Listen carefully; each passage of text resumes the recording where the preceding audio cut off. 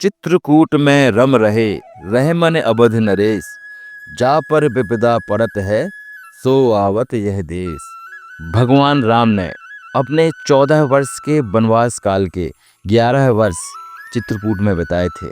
यह वह स्थान है जहां लोगों को अपनी विपदा परेशानियों से डटकर सामना करने की शक्ति एवं असीम शांति प्राप्त होती है। जय सिया राम।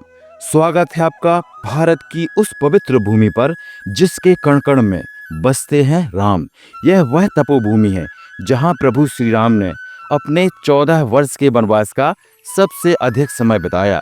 जी, यह पावन भूमि है चित्रकूट धाम। मंदाकिनी के शांत तट, विंध्य पर्वत की हरियाली और वो आध्यात्मिक ऊर्जा जो आपको इस जगह से जोड़ कर रखेगी। लेकिन क्या आप जानते हैं कि चित्रकूट में एक ऐसा पर्वत है जिसकी परिक्रमा मात्र से आपकी हर मनोकामना पूरी हो जाती है। आज हम आपको चित्रकूट के कुछ पवित्र स्थानों की सैर पर ले जाएंगे, जिसमें हम कामदगिरी की परिक्रमा करेंगे और गुप्त गोदावरी का अद्भुत रहस्य भी जानेंगे और कुछ पवित्र स्थानों के दर्शन भी करेंगे। तो अपनी आंखें बंद कीजिए और महसूस कीजिए कि हम सब अब प्रभु श्री राम की उसी वनवास स्थली पर पहुंच चुके हैं। तो चलिए अब हम अपनी चित्रकूट यात्रा शुरू करते हैं। हमारी यात्रा का सबसे महत्वपूर्ण पड़ाव है कामदगिरी पर्वत। इसका नाम 2 शब्दों से बना है। कामद यानी इच्छाएं पूरी करने वाला और गिरी यानी पर्वत। भक्तों का ऐसा अटूट विश्वास है कि यह पर्वत स्वयं भगवान राम का स्वरूप है। कहा जाता है कि जब भगवान राम वनवास के दौरान इस पर्वत पर बैठे तो सभी तीर्थ यहीं आकर समा गए। परिक्रमा यहाँ की मुख्य पूजा है।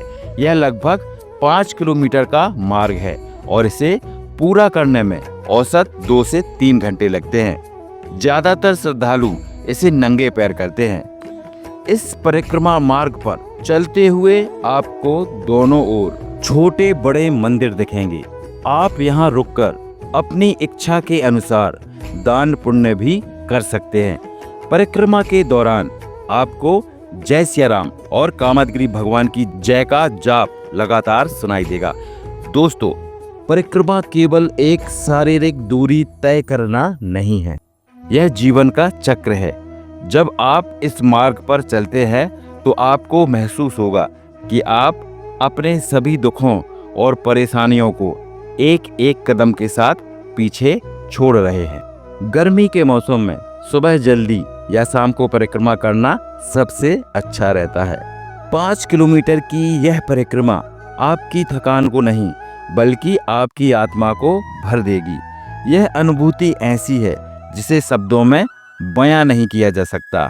आप इस यात्रा में राममय हो जाएंगे। कामदगिरी से लगभग 18 किलोमीटर दूर चित्रकूट का एक और अद्भुत तीर्थ है गुप्त गोदावरी। यह स्थान अपने नाम की तरह ही एक रहस्य को अपने भीतर छिपाए हुए है। यहाँ 2 गुफाएं हैं। कहा जाता है कि गोदावरी नदी यहाँ गुप्त रूप से प्रकट हुई है और एक गुफा से बहकर दूसरी गुफा में जाकर फिर से गुप्त हो जाती है। इस गुफा की खासियत यह है कि गुफा के अंदर का पानी घुटनों तक आता है। आपको उसी पानी में चलकर लगभग 200 मीटर का रास्ता तय करना होता है।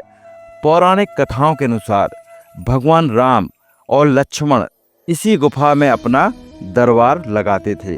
गुफा के अंत में 2 सिंहासन जैसे पत्थर हैं जिन्हें राम और लक्ष्मण का सिंहासन माना जाता है।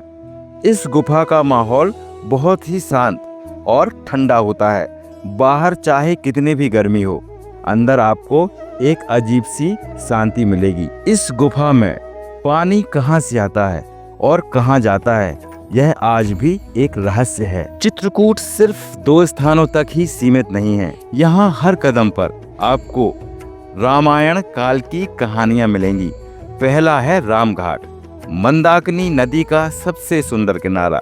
यहाँ शाम के समय होने वाली भव्य आरती देखकर आपको लगेगा कि आप स्वर्ग में आ गए हैं। दूसरा है सती अनसुईया आश्रम।